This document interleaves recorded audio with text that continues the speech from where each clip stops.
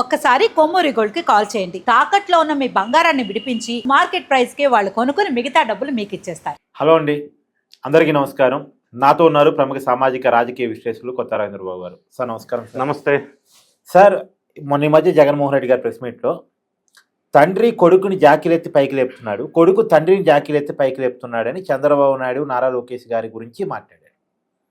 అయితే ఇక్కడ చాలామందికి అర్థం కాని విషయం ఏంటంటే, జగన్మోహన్ రెడ్డి రాజశేఖర్ రెడ్డి గారి పేరు చెప్పుకొని రాజకీయాల్లోకి వచ్చిన వ్యక్తి, ఆయన సానుభూతిని వాడుకొని రాజకీయంగా ఎదిగిన వ్యక్తి, రాజశేఖర రెడ్డి గారి ఫోటో పెట్టుకొని రాజకీయాలు చేసిన వ్యక్తి. తీరా అధికారంలోకి వచ్చిన తర్వాత రాజశేఖర రెడ్డి గారి ఫోటోను కూడా లేకుండా చేశాడు, ఆ పేరే కనపడకుండా చేసే ప్రయత్నం చేశాడు అనేది ఒక విమర్శ. తర్వాత విజయమ్మ గారిని కూడా రాజకీయంగా, అంటే ఆమెకి పాపం రాజకీయాలు అలవాట్లేదు, కానీ సానుభూతి కోసం ఆమెని రాజకీయాల్లోకి తీసుకొచ్చి రాజకీయంగా ఆమెని కొంత వాడుకొని తర్వాత కాలంలో తల్లిని కోర్టుకు లాగాడు జగన్మోహన్ రెడ్డి అనేది కూడా మనం ఆ విమర్శను చూస్తున్నాం. తర్వాత చెల్లిని కూడా రాజకీయంగా వాడుకొని ఇంట్లో నుంచి బయటకు నెట్టేశాడు అనేటువంటిది. చెల్లి జగన్మోహన్ రెడ్డికి వ్యతిరేకంగా రాజకీయ పోరాటం చేస్తుంది, కాంగ్రెస్ పార్టీలో జాయిన్ అయ్యి. అలాంటిది జగన్మోహన్ రెడ్డి గారి ఈ స్టేట్మెంట్ మీరు ఎలా చూస్తున్నారు? కార్తీక్ గారు, మీరు ఇంట్రోలో ప్రస్తావించిన అంశాల్లో నా చిన్న అబ్జెక్షన్స్. జగన్ రెడ్డి గారి ప్రెస్ మీట్ అని పదం వాడారు మీరు. అది ప్రెస్ మీట్ లాంటి ఉపన్యాసం. ప్రెస్ మీట్ అంటే జనరల్గా ఎదురుగా ఎవరెవరు ఉన్నారు అనేది మొత్తం మనం చూసే అవకాశం ఉంటుంది. అక్కడ ఆయన పెట్టే దాన్ని ప్రెస్ మీట్ పేరు చెప్పారు, కానీ అది సుదీర్ఘ ఉపన్యాసం 2-3 hours. రెండో అంశం, మీరు ఆయన మాట్లాడిన మాటల్లో చంద్రబాబు నాయుడు గారిని వాళ్ళ కొడుకు జాకీతో లేపుతున్నారు, వాళ్ళ కొడుకుని చంద్రబాబు నాయుడు గారు జాకీతో లేపుతున్నారు. ఇంకొక పదం కూడా అన్నారు, మీరు మర్చిపోయారు. పవన్ కళ్యాణ్ గారు వీళ్ళిద్దరిని జాకీతో లేపుతున్నారు. ఇది ఆయన అన్న మాటలు. చిన్న క్లారిఫికేషన్. ఇక ప్రధానంగా మీరు ఇంట్రోలో ప్రస్తావించినట్టుగా ఆ మాటలు అనటానికి జగన్ రెడ్డి గారికి అర్హత ఉందా, నైతికంగా ఈయన ఎలిజిబుల్ ఆ మాటలు మాట్లాడటానికి? ఎందుకంటే అబద్ధాల పుటల్లో నుంచి పుట్టిందే వైఎస్ఆర్ కాంగ్రెస్ పార్టీ. ఎక్కడి నుంచి పుట్టింది ఆ పార్టీ? పుట్టుక ఏంటి? సరే, మీరు అన్నారు వైఎస్ రాజశేఖర రెడ్డి గారు దివంగత నేత. అవును, అప్పుడు మంచి పేరు సంపాదించారు కొన్ని పథకాల్లో. అవును, ఏదేమైనా రాజకీయంగా విభిన్న భావాలు ఉన్నప్పటికీ పర్సనల్ రిలేషన్స్ బాగానే మెయింటైన్ చేసేవారు రాజశేఖర రెడ్డి గారు. ఏ మాట కా మాట. అంటే గత ప్రభుత్వంలో స్టార్ట్ చేసిన ప్రాజెక్ట్స్ కానీ ఏదన్నా కానీ ఆయన కంటిన్యూ చేశారు. ఇప్పుడు హైదరాబాద్ ఉంది అంటే చంద్రబాబు నాయుడు గారు డెవలప్మెంట్ కంటిన్యూ చేయబట్టే కదా సార్. కంటిన్యూ చేశారు. అవును, స్పాయిల్ చేయాలి. అదృష్టం ఏంటంటే రాజశేఖర రెడ్డి గారు కంటిన్యూ చేశారు, తర్వాత తెలంగాణ వచ్చిన తర్వాత కేసీఆర్ గారు కంటిన్యూ చేశారు. కరెక్ట్. అప్పట్లో ఆ రాజకీయ నాయకులకి ఆ లక్షణం ఉండేది, కానీ అనూహ్యంగా జగన్ రెడ్డి గారు ఆ లక్షణాన్ని రివర్స్ గేర్ లోకి వెళ్ళారు. ముందు ప్రభుత్వం వాళ్ళు ఏదైతే స్టార్ట్ చేశారో అది బంద్ చేయడమే, విధ్వంసం చేయాల్సిందే. ప్రజా వేదిక విధ్వంసం నుంచి పాలన స్టార్ట్ చేసిన జగన్ రెడ్డి గారు రాజశేఖర రెడ్డి లాగా కాదు. అయితే ఆయన ఫోటో పెట్టుకొని ఎలక్షన్లో పార్టీ పెట్టారు, ఆయన ఎలక్షన్లో గెలిచారు, అంతవరకు బాగానే ఉంది. నేను పార్టీ పేరు కూడా సార్ వైఎస్ఆర్ అంటే అప్పట్లో మంచి పేరే ఉంది. యువజన శ్రామిక రైతు కాంగ్రెస్ పార్టీ అని మళ్ళాంటి వాళ్ళు తెలుసు, కొంతమంది తెలుసు. వైఎస్ రాజశేఖర రెడ్డి పార్టీ అనుకున్నారు మొదట్లో. సరే, మీరు ఈ మాట అన్నారు కాబట్టి నేను అనక తప్పదు సుమా. ఆ పార్టీ పెట్టిన అతను ఎవరు? శివకుమార్. అక్కడి నుంచి దొబ్బేశారు. ఆయన మొన్న గోరు నడిపించాడు ఛానల్స్ లో.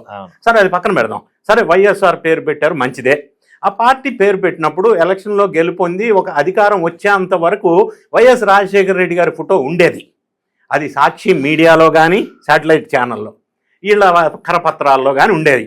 కాలక్రమంలో అధికారం వచ్చిన తర్వాత ఆ ఫోటో కూడా దొబ్బేశారు, మాయం చేసి పడేశారు. అవసరం లేక మనం ఒక స్టేజ్కి వచ్చినాక వాళ్ళది ఎందుకు మనకి, వాడుకో వదిలేసుకో, యూజ్ అండ్ త్రో, అదే పాలసీ. తండ్రి పేరు మళ్ళా తండ్రి పేరు, అది తండ్రి అయినా ఒకటే ఏదైనా ఒకటి, దానికి దీనికి సంబంధం లే. ఇంకొకటి జాకీ విషయం మీరు మాట్లాడారు. నారా చంద్రబాబు నాయుడు గారిని ఎవరన్నా జాకీ పెట్టి లేపే అవసరం ఉందా? నారా లోకేష్ ఉందా? ఇలా ఉంటే భారతదేశంలో పెట్టుబడుల విషయంలో ఇండియాలో టాప్ 25.3% పెట్టుబడులని ఎందుకు టాప్ ర్యాంకింగ్ వస్తుంది? వాళ్ళిద్దరు ఎఫర్ట్స్ వల్లే, పవన్ కళ్యాణ్ సహకారం వల్లే కదా. ఎవరిని పెట్టి జాకీ లేపక్కర్లా. లేపేదే ఉంటే ఇన్ని పరిస్థితి డెవలప్మెంట్ వైపు ఎందుకు వెళ్తుంది? మీరు డెవలప్మెంట్ అంటే మీరు నన్ను examples having said this, GSDP growth Jagan Reddy గారి పరిపాలనలో 5.01 ఉంది, ఇప్పుడు 10.74 ఉంది. Per capital income Jagan Reddy గారి కాలంలో 2.67 lakhs ఉంది, ఇప్పుడు పర్ క్యాపిటల్ ఇన్కమ్ 2.98 lakhs ఉంది. అప్పట్లో per capita power consumption 1347 kWh ఉంది. ఇప్పుడు per capita power consumption 1400 kWh ఉంది. ఇవన్నీ పారామీటర్స్ రాష్ట్రం డెవలప్ అయిందని అనటానికి నిదర్శనం. ఒకరు జాకీ పెట్టి లేపేదేంది, ఆల్రెడీ డెవలప్ అయింది అనటానికి సాక్ష్యాలు కనిపిస్తా ఉంటే, పెట్టుబడులు వస్తా ఉంటే. గూగుల్ డేటా సెంటర్ అంటే జాకీలు పెడితే రావు కదా, ప్రత్యక్షంగా డేటా పారామీటర్స్ కనిపిస్తూ ఉంది. CAG controller and auditor general report ఉంది, ఆర్బీఐ రిపోర్ట్ ఉంది. ప్రత్యక్షంగా మనకి పారామీటర్స్ తెలుస్తూ ఉంది. ఎవరు జాకీని పెడితే లేపితే పారామీటర్స్ రావు. జగన్ రెడ్డి గారు చేసిన అఘాయిత్యాలు, విధ్వంసం నుంచి ఇప్పుడు వికాసం వైపు వెళ్తూ ఉందనేది మనకు సామాన్య ప్రజలకు అర్థమవుతున్న తరుణంలో ఇంట్లో తల్లిని బయటికి ఆస్తుల విషయంలో దొబ్బేసి, చెల్లిని బయటికి దొబ్బేసి, తర్వాత బాబాయ్ హూకిళ్ళు బాబాయ్ అంటే ఎవరికి తెలియదు, ఇంతవరకు అది తేల్చలా, సున్నితమ్మని వీధిని పడేసి కుటుంబం చిన్నాభిన్నమయ్యేటట్టు చేసి రాజకీయం కోసం దేనికైనా రెడీ. అబద్ధాల పుటల్లో నుంచి పుట్టిన పార్టీ వైఎస్ఆర్ కాంగ్రెస్ పార్టీ. ఆ పార్టీ అధినేత చంద్రబాబు నాయుడు గారిని, పవన్ కళ్యాణ్ గారిని ఇంకో జాకీ పెట్టి లేపే అవసరం ఉందా? అసలు ఈయన ఈ మాటలు ఇక్కడ మాట్లాడే బదులు అసెంబ్లీలోకి వెళ్ళి నిలదీసేది ఉందా? ఎందుకు నిలదీయట్లా? అవును, జగన్మోహన్ రెడ్డి గారు చెప్పిన లెక్కలే కరెక్ట్ అయితే ఆయన అసెంబ్లీ గట్టిగా మాట్లాడొచ్చు. That is the right platform. అవును, ఎందుకు ఎన్నుకున్నారు ఈయన ఎమ్మెల్యేగా? ఒకవేళ ఆయన్ని మాట్లాడనివ్వకపోతే అది కూడా లైవ్ లో ప్రజలందరూ చూస్తారు కదా, అప్పుడు కూడా సింపతి వస్తుంది కదా. అవును, వస్తుంది కదా. అవును, అధ్యక్ష అను, మైక్ కట్ చేస్తే మళ్ళీ అధ్యక్ష అను, బయటకు వచ్చి మాట్లాడనేట్లేదను.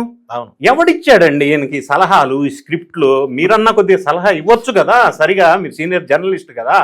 ఇటువంటి సలహాలు ఇచ్చి స్క్రిప్ట్లు ఇచ్చి ఈయన ఇంకా అధపాతాళానికి ఎందుకు తొక్కేస్తున్నారు స్వామి? ఎవరిని జాకీతో పెట్టి లేపాల్సిన అవసరం ఏర్పడింది ఇప్పుడు ఆంధ్రప్రదేశ్లో? విధ్వంసం చేసేసి వాళ్ళు జాకీ అని అంటారు. రోజుకు ఒక అక్రమాలు వెలుగులోకి వస్తూ ఉంటే, జైలు బాట పడతా ఉంటే, పార్టీని వదిలేసి ఇంకొక పార్టీలోకి సైన్యం అంతా వెళ్ళిపోతూ ఉంటే, ఎప్పుడు ఏమవుద్దో తెలియని అగమ్య గోచరంలో పార్టీ ఉంటే, కోటరీ ఏమైందో తెలియని పరిస్థితుల్లో నిన్న ఆవిర్భావ దినోత్సవం రోజున సీనియర్స్ అంతా ఏమైపోయారు? ఎటోళ్ళు పాయా. ఇన్ని రకాల ఇబ్బందికరమైన పరిస్థితి వైఎస్ఆర్సీపీ ఉంటే కరెక్టే. ఎక్కడ సీనియర్స్ అర్థం ఏమయ్యారండి? సకల శాఖ మంత్రి ఏమైపోయారు? అవును, ఏమైపోయారు? పెద్దిరెడ్డి ఏమైపోయారు వీళ్ళంతా? అంటే అంత అధ్వానంలో ఉంది పరిస్థితి అన్న చెప్పడం కోసం నేను ఈ ఎగ్జాంపుల్ చెప్పా. ఆ ఫ్రస్ట్రేషన్లో ఉండి వేరే పార్టీని జాకీ పెట్టి లేపారని ఈయన చెప్పటం ఏంటండి? అది హాస్యాస్పదమైన విషయం. వాళ్ళ స్ట్రెంగ్త్, వీక్నెసెస్ వాళ్ళు అర్థం చేసుకోగలిగితే, ఇప్పటికైనా ప్రజల ఆదరణ, అభిమానాన్ని పొందగలిగితే మంచిది. అంతే తప్ప రాష్ట్రం డెవలప్ అయితే మరి చంద్రబాబు నాయుడు గారికి పేరు వస్తుందనో, లేదు రాష్ట్రం డెవలప్ అయితే రేపు వైఎస్ఆర్ కాంగ్రెస్ పార్టీకి రప్ప రప్ప అనేటోడు, హోలీ రోజు రక్తంతో అభిషేకం చేసేటోళ్ళు ఉండరు అన్న భయంతో ఇట్లాంటి నిందలు వేయటం కరెక్ట్ కాదు అనేది గమనించాలా వైఎస్ఆర్సీపీ మరియు జగన్ రెడ్డి గారు. Thank you.